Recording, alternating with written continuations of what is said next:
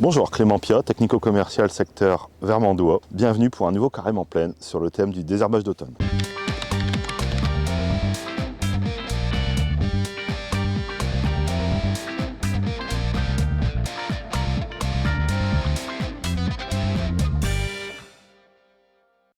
Nous sommes situés sur la commune de Metz-en-Couture, type de parcelle limono-argileuse, variété de blé KWS Extase, densité de semis 250 grains par mètre carré.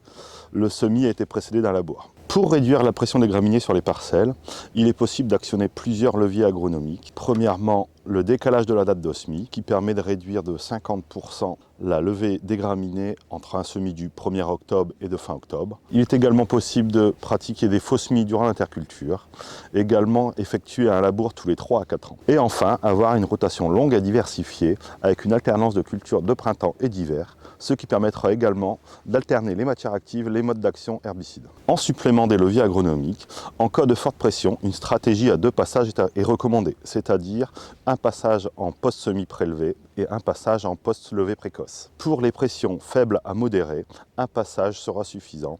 Pour les passages en post-semis prélevé, assurez-vous que la semence soit correctement recouverte et qu'il n'y annonce pas de grosses précipitations les jours suivant l'application. Pensez également à majorer votre densité de semis pour compenser le risque de perte de pied. Pour ces désherbages, l'ajout d'un adjuvant type Dynamise permet d'optimiser l'efficacité du programme herbicide en améliorant la répartition, en protégeant les molécules photosensibles et en limitant la rétention des matières actives par la matière organique et l'argile.